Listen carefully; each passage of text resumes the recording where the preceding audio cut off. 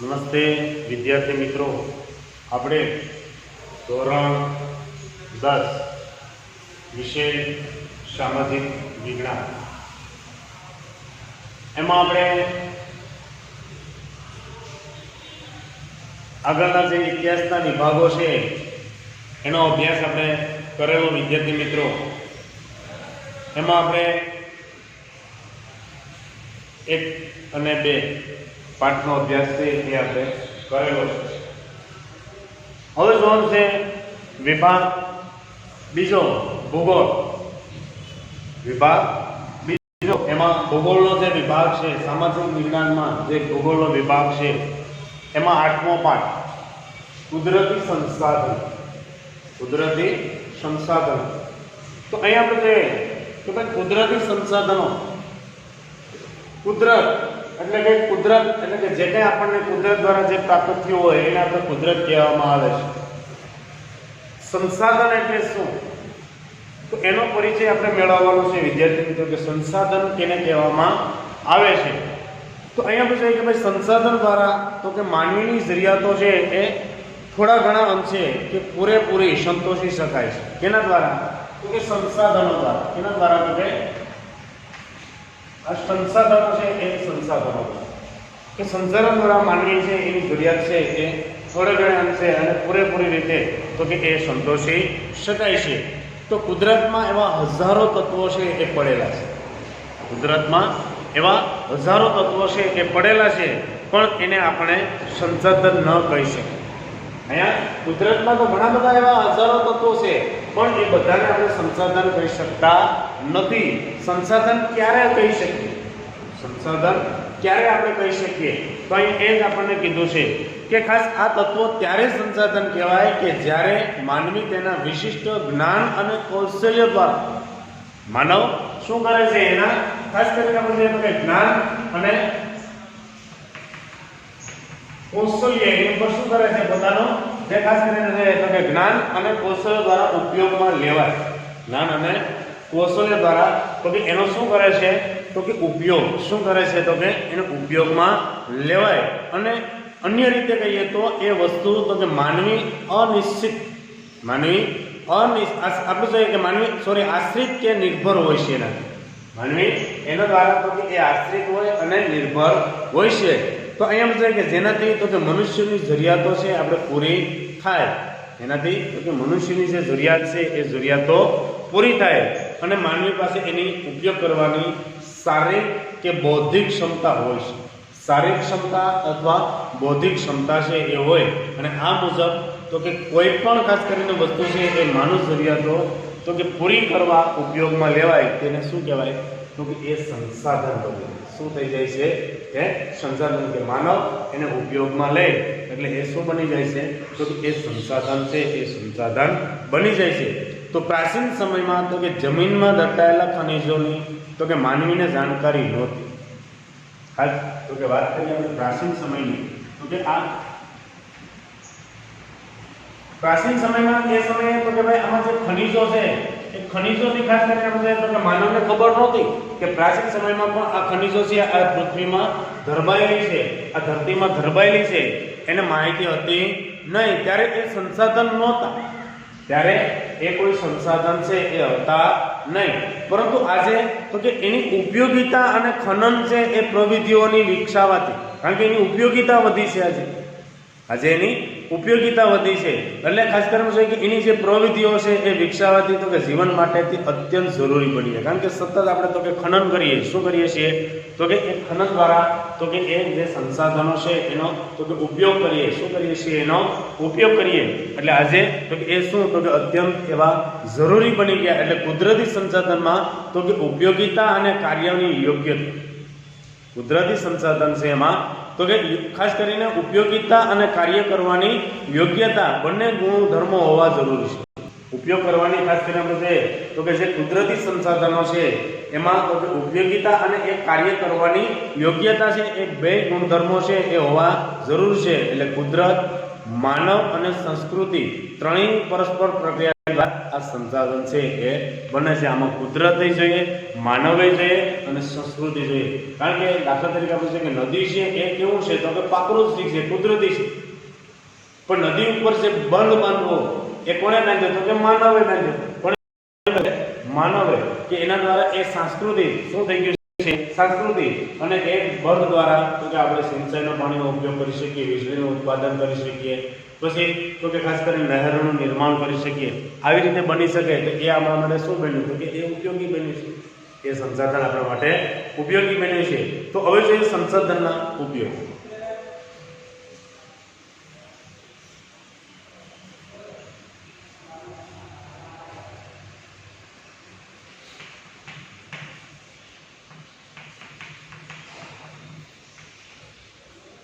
સંસાધનના ઉપયોગોની વાત કરીએ તો ભાઈ સંસાધનો આપણને તો કે વિવિધ રીતે ઉપયોગી છે. સંસાધનો આપણને તો કે એ વિવિધ રીતે ઉપયોગી છે કે માનવ જીવનના દરેક તબક્કે, માનવ જીવનના દરેક તબક્કે તો કે તેની કોઈને કોઈ ભૂમિકા આપણને ધ્યાનમાં આવે છે. માનવ જીવનના દરેક તબક્કામાં આપણે વાત કરીએ તો કોઈને કોઈ ક્ષેત્રે આપણને ઉપયોગી થાય છે. એટલે ખેતી પ્રવૃત્તિથી ઉદ્યોગ પ્રવૃત્તિ સુધીની તો કે તમામ જે પ્રવૃત્તિઓ છે એ છેવટે તો કે પ્રત્યક્ષ કે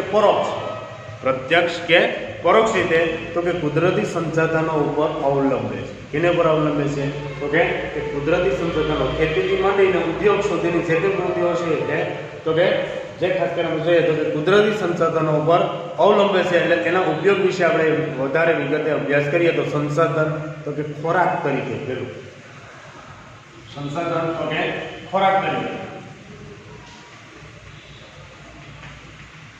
જે સંસાધનની વાત કરીએ તો સંસાધન છે એ ખોરાક તરીકેની વાત કરીએ. કારણ કે સંસાધન તો અહીંયા આપણે જોઈએ કે ભાઈ સંસાધનો માનવીની ખોરાકની જરૂરિયાત છે એ વિવિધ સંસાધનોથી પૂરી થાય છે. માનવીની જે કંઈ જરૂરિયાત છે એ કેનાથી પૂરી થાય છે તો કે વિવિધ સંસાધનોથી પૂરી થાય છે. કારણ કે સંસાધન વગર આપણે ખોરાક છે એ મેળવી શકતા નથી. જમીન એક સંસાધન છે. સામાન્ય આપણે જોઈએ તો કે સંસાધનની વાત કરીએ તો ખાસ તો કે આ જમીન છે એ જમીન શું છે તો કે જમીન એક સંસાધન છે કે જમીનમાંથી આપણે કોઈ પણ છોડ છે ઉગાડીએ, પાક ઉગાડીએ કે એના દ્વારા આપણું ભરણ પોષણ છે એ થાય છે. એટલે જ કીધું અહીંયા કે માનવીની ખોરાકની જરૂરિયાતો તો કે વિવિધ સંસાધનોથી પૂરી થાય છે. કુદરતી રીતે થતા ફળો, કુદરતી દ્વારા સાંપડતા વિવિધ ખાદ્ય પાકો, પાલતુ પ્રાણીઓ દ્વારા થતા પ્રાપ્ત થતી દૂધ અને એની બનાવટો તથા માંસ, જળાશયોમાંથી મળતા માછલાઓ અને અન્ય જે જળચરો, મધમાખી દ્વારા બનાવેલ મધ વગેરે આવી બધી ચીજો છે એ ખાદ્ય સામગ્રી તરીકે આપણે ઉપયોગમાં લેવાય. આ બધું ક્યાંથી મળે આપણને તો કે કુદરતી સંસાધન કહેવામાં આવે. કુદરત આપણને આપે છે. આપણે જે કંઈ વાવીએ એના દ્વારા કુદરત આપણને આવે કે એક બીજમાંથી 1000 બીજ આપણને આપે, એક દાણામાંથી 1000 દાણા આપે. એ આ તો કે કુદરતી સંસાધન છે એ કહેવામાં આવતું. આ રીતે આપણે તો કે એનો ખોરાકનો ઉપયોગ છે એ કરી શકીએ. પછી સંસાધન કાચા માલના સ્ત્રોતના આધારે વાત કરીએ આપણે.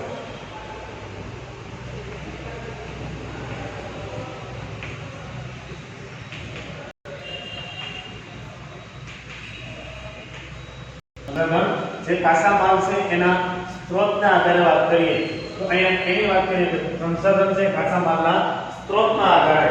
તો અહીંયા જોઈએ કે જંગલોમાંથી પ્રાપ્ત થતી વિવિધ ચીજો કે ભાઈ જંગલોમાંથી ઘણી બધી એવી ચીજો છે એ આપણને પ્રાપ્ત થાય છે કે ખેતી દ્વારા ઉપલબ્ધ થતી સામગ્રી, પાલતુ પશુઓની પ્રાપ્ત થતી ઊન, ચામડા અને માંસ, ખનિજ, અયસ્કર વગેરે જે ચીજો અનેક ઉદ્યોગો માટે તો કે આ બધું શું પૂરો પાડે તો કે કાચો માલ છે એ પૂરો પાડે. કારણ કે આપણે જંગલોમાંથી ઘણી બધી એવી ચીજો આપણને મળે છે. જંગલમાંથી એવી ઘણી બધી ચીજો છે એ મળે છે. એ સિવાય તો કે ખેતી દ્વારા ઉપલબ્ધ થતી સામગ્રી આપણને મળે છે. એમાંથી જે કંઈ વસ્તુ મળે એમાંથી દાખલા કે કપાસ છે તો કપાસમાંથી આપણે શું બનાવીએ તો કપાસમાંથી રૂ મેળવીએ અને રૂમાંથી તો કે ખાસ કરીને દોરા બનાવી અને કાપડ છે એ તૈયાર કરવામાં આવે છે. એવી રીતે ઘણી બધી એવી સામગ્રીઓ છે આપણને પ્રાપ્ત થાય છે. એ સિવાય તો કે પાલતુ પશુઓ છે એને પ્રાપ્ત તો કે ઊન કે એવા પ્રાણીઓ ઘેટા બકરા છે તો એમાંથી આપણને શું મળે તો કે ઊન મળે. શું મળે છે તો કે એમાંથી ઊન પ્રાપ્ત થાય છે. ચામડા છે, માંસ છે, એવી ખનિજ કોઈ યશક છે વગેરે ચીજો તો કે એ ઉદ્યોગોને તો કે કાચો માલ છે એ પૂરો પાડે છે. પછી સંસાધનો, શક્તિ સંસાધનો તરીકે વાત કરીએ આપણે. સંસાધનો છે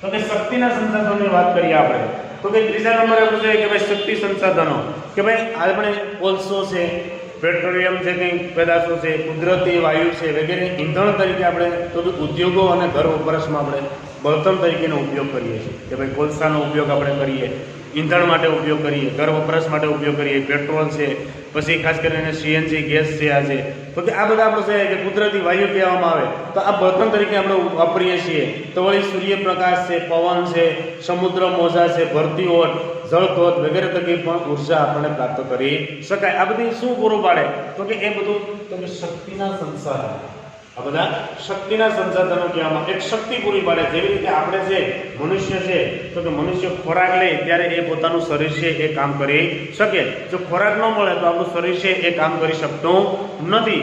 એમ અહીંયા કોઈ પણ વાહનો છે એમાં તો કે પેટ્રોલ ડીઝલ છે તો એના દ્વારા આપણે એનો ઉપયોગ છે એ કરી શકીએ કારણ કે એ શક્તિ પૂરી પાડે છે, એ આપણને શક્તિ છે એ પૂરી પાડે છે. એટલે આ શક્તિના સંસાધનો કહેવામાં આવે. પેટ્રોલ છે, કોલસો છે, ડીઝલ છે, પછી ઈંધણ વાયુ છે કુદરતી, તો આ બધું છે તો કે એ શક્તિ છે એ પૂરી પાડે છે.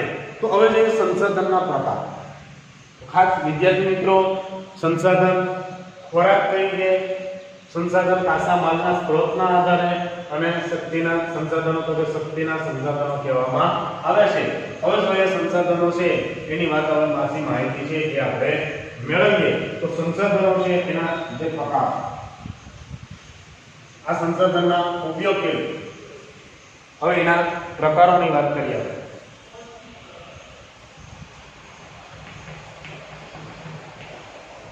સંસાધનના પ્રકારો કે ભાઈ સંસાધનના કયા કયા પ્રકારો છે એ પડે છે. તો અહીંયા આપણે છે કે ભાઈ સંસાધન નીચે મુજબ જે વર્ગીકૃત છે, અલગ અલગ વિભાજનો છે એ કરવામાં આવ્યા. એમાં માલિકીના આધારે, પુનઃપ્રાપ્યતાના આધારે, વિતરણના આધારે, પછી અહીં માલિકી દ્રષ્ટિએ સંસાધનના પણ એ રીતે પ્રકાર છે એ પાડવામાં આવ્યા. એમાં તમે જો પેલું શું છે તો માલિકીના આધારે,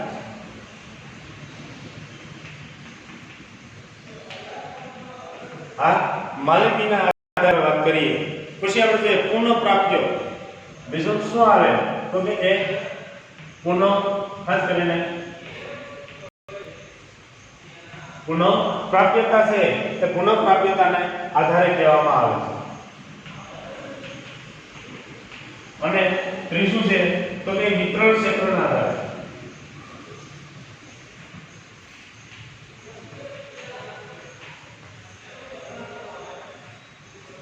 આ ત્રણ વિભાગ છે એ પાડવાનો. માલિકી છે એના આધારે, પુનઃપ્રાપ્યતાના આધારે અને વિતરણના આધારે છે એ રીતે વિભાગ છે. તો અહીં માલિકી દ્રષ્ટિએ પણ સંસાધનો છે એના મુજબ છે એ પેટા વિભાગ છે એ પડે. તો ખાસ એમાં તમે જો માલિકીની દ્રષ્ટિએ પછી વિગત અને એના ઉદાહરણો છે એ પણ આપણને આપેલા છે, તમારા પાઠ્યપુસ્તકમાં પણ ખાસ કરીને આપેલા છે. તો એમાં પણ પાછા વિભાગ છે એ પડે. તો તમે જો એમાં ખાસ કરીને એનો જે ક્રમ છે, પછી માલિકના આધારે અને વિગત, એની જે વિગત છે એ વિગત આપવામાં આવી છે. પછી ખાસ કરીને છે કે એના ઉદાહરણો, એના તો કે ઉદાહરણ, એના ખાસ તો કે ઉદાહરણ છે એ ઉદાહરણો આપવામાં આવે છે. એમાં તમે જો પેલું છે તો કે પહેલું હું આપેલું છે તો કે વ્યક્તિગત સંસાધન.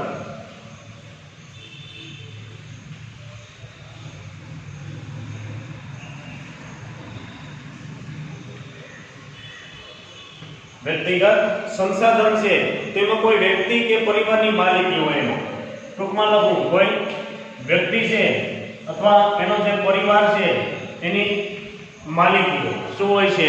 અહીંયા વ્યક્તિગત સંસાધનમાં કોઈ પણ વ્યક્તિ, કોઈ પણ પરિવાર છે એની માલિકી ના હોય. એમાં શું કહેવાય તો કે જમીન, મકાન અને વગેરે આવી જાય. એમાં તો કે ભાઈ જમીન છે કે મકાન છે, આ બધા આપણે કે વ્યક્તિ માલિકીની કહેવામાં આવે છે. કે ભાઈ ખાસ તો કે એ વ્યક્તિગત સંસાધન છે એમાં કોઈ પણ પરિવાર દ્વારા એની માલિકીનું હોય. કે જમીન છે તો જમીનમાં એ રીતે એનું ઉત્પાદન કરે વ્યક્તિગત રીતે, મકાન છે તો મકાનમાં એ રીતે એ વસ્તુનું કોઈ નિર્માણ કરે, ઉત્પાદન કરે. જેવી રીતે ઘર બેઠા આપણે જોઈએ તો કે એની ઘણી બધી વસ્તુઓ છે, ગૃહ ઉદ્યોગો જેવું કામ છે એ કરે છે. આ બધું તો કે એ ઉદાહરણ કહેવામાં આવે છે. પછી બીજા નંબરે આપણે જોઈએ કે રાષ્ટ્રીય બીજા નંબરે જે રાષ્ટ્રીય એટલે કે રાષ્ટ્ર માટે જે ખાસ કરીને સંસાધન કહેવામાં આવે તો કોઈ પણ દેશને કે પ્રાદેશિક સાર્વજનિક સંપત્તિ અહીંયા શું આવે તો કે સાર્વજનિક અહીંયા દેશની કે રાષ્ટ્રની જે સાર્વજનિક સંપત્તિ છે એ કહેવામાં આવે છે લશ્કર આંતરરાષ્ટ્રીય વેપાર એમાં ઉદાહરણો શું આવે તો કે ભાઈ લશ્કર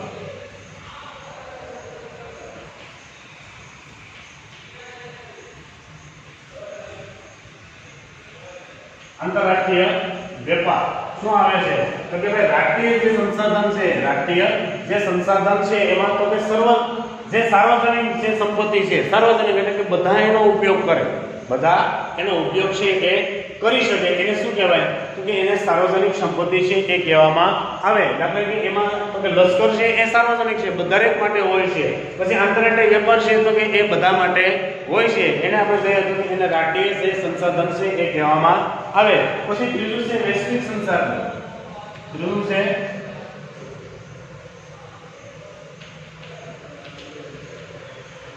વૈશ્વિક સંસાધન છે એ કહેવામાં આવે એમાં સમગ્ર દુનિયાની ભૌતિક અને અભૌતિક એની તમામ સંપત્તિ જે ખાસ કરીને આપણે કહીએ તો સમગ્ર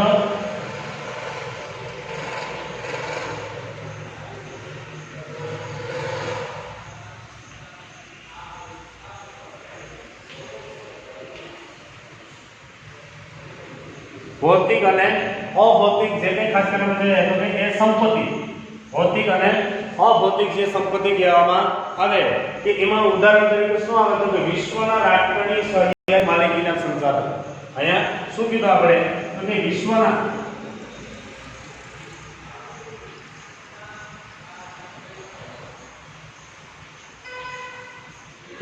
રાષ્ટ્રની સહિયારી જે સંપત્તિ હોય સંસાધન અહીં લઈ લેવામાં આવ્યા છે આ વ્યક્તિગત માલિકીના આધારે આ કેવા પડ્યા છે તો કે એ માલિકીના આધારે કહેવામાં આવે માલિકીના આધારે આ રીતના વિભાગ છે એ પાડવામાં આવે તો વિદ્યાર્થી મિત્રો ખાસ આ રીતે આપણે સમજો અને એ પ્રમાણે તમને પ્રશ્નો કોઈ પૂછાય કે માલિકીના આધારે કયા કયા સંસાધનોનો સમાવેશ કરવામાં આવે તો ખાસ વિદ્યાર્થી મિત્રો આમાં આપણે આ રીતે લખી શકીએ પછી આવે છે સંસાધનો વિતરણના આધારે સંસાધનો જે વિતરણના આધારે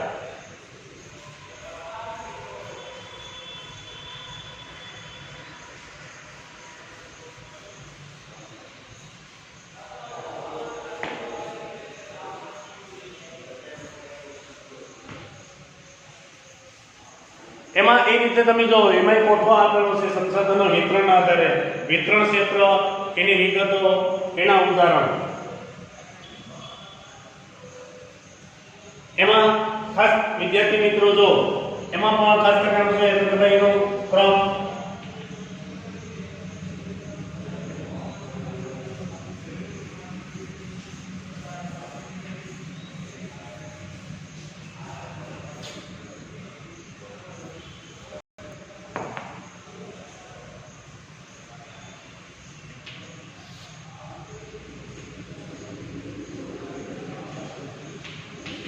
વિતરણ ક્ષેત્ર છે પછી એની ખાસ કરીને તો કે એની વિગત અને ખાસ તો કે એના ઉદાહરણ એના શું આવે તો કે એ ઉદાહરણો છે એમાં તમે જો પહેલો ક્રમ છે એ સર્વસુલભ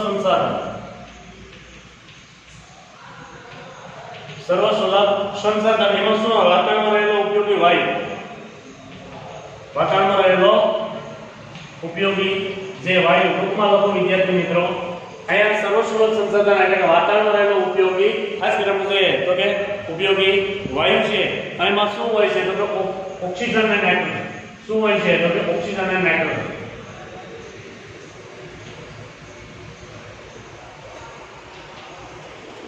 આ રીતે આપણે સર્વસુલભ સંસાધન એટલે કે દરેક વ્યક્તિ એનો ઉપયોગ કરી શકે વાતાવરણનો ઉપયોગની જે વાયુ છે ઓક્સિજન અને નાઇટ્રોજન એ દરેક વ્યક્તિ છે એનો ઉપયોગ છે એ કરી શકે બાકી આપણને ખબર છે કે કોરોનાની મહામારીમાં ખાસ કરીને આપણે કે ઓક્સિજનની ઘટ આવે એટલે દવાખાને હોસ્પિટલમાં દાખલ થવું પડે અને ઓક્સિજન માટે ખાસ કરીને ડોક્ટરો તો કે અમુક પૈસાઓ છે એ લે છે, પણ આ બધું તો કે કોણ આપે છે? કુદરત. કોણ આપે છે?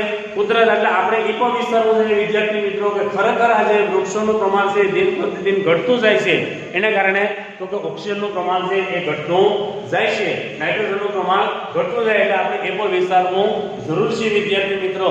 એટલે આ ખાસ કરીને આપણે જોઈએ તો કે અહીંયા દરેકે આપણે વિચારવું જોઈએ કે આજે તો કે ઓક્સિજનનું પ્રમાણ ઘટે એના માટે આપણે તો કે ભાઈ વધારે વૃક્ષો વાવી અને ઓક્સિજનનું પ્રમાણ છે એ જાળવી રાખવું જોઈએ. બીજા નંબરે શું આવે છે તો કે સામાન્ય સુલભ. સામાન્ય સુલભ જે સંસાધન છે એ કહેવામાં આવે, સામાન્યપણે મળે તેવા.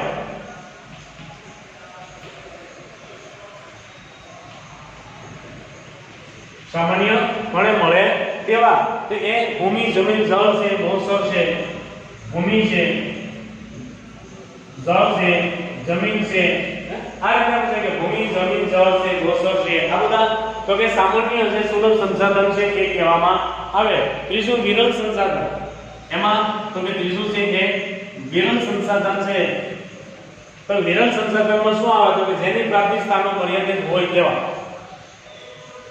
જેની જે પ્રાપ્તિ સ્થાન છે એ ખાસ કરવું છે તો કે એ મર્યાદિત કેવા છે તો કે એના પ્રાપ્તિ સ્થાનો છે એ મર્યાદિત છે. તો કે એ કોલસો, પેટ્રોલિયમ, તાંબુ, સોનું,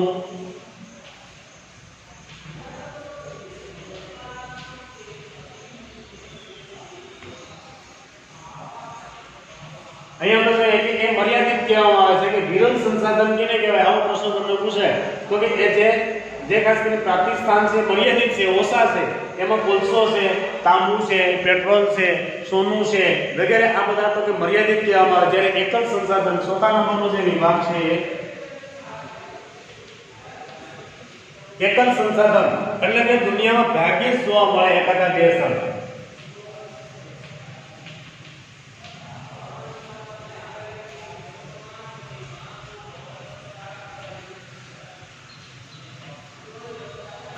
અહીંયા દુનિયામાં જે ભાગ્યે જોવા મળે છે એકાદા બે સ્થળોએ તો કે એ ક્યાં જોવા મળે? તો કાયોલાઇટ ખનિજ માત્ર ગ્રીનલેન્ડમાં જોવા મળે. ક્યાં જોવા મળે છે?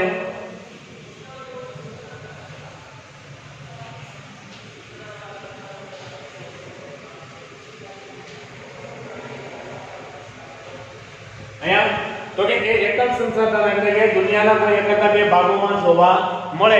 એનું ઉદાહરણ શું છે? તો કે કાયોલાઇટ ખનિજ છે એ ખાસ તો કે ગ્રીનલેન્ડ સિવાય ક્યાંય જોવા મળતી નથી. તો આ રીતે પૂછાય કે ભાઈ ભાગ્યે જ કોઈ એવા સંસાધનો છે કે જોવા મળે છે. તો આ રીતેના વિભાગો છે એમાં વિભાજિત છે એ આપણે કરે છે. એટલે આ કોષ્ટકમાં ખાસ તમારે એ કોઈ પણ પ્રશ્નો છે એ ટૂંકમાં વિકલ્પમાં છે એ આવી શકે. તો ખાસ વિદ્યાર્થી મિત્રો ધ્યાન રાખજો. એટલે અહીંયા કોષ્ટકની જોઈને બે ખાસ કરીને પ્રકારની વિગતો આપણે સમજ્યા. તો સંસાધનના અન્ય રીતે પણ આપણે વિગતો છે કે વિભાગો છે એ પાડી શકાય. જેમાં તો કે નવીનીકરણ અને અનવીનીકરણ. નવીનીકરણ કેને કહેવામાં આવે અને અનવીનીકરણ તો ખાસ ધ્યાન રાખજો. હવે નવીનીકરણ અને અનવીનીકરણની વાત કરીએ વિદ્યાર્થી મિત્રો.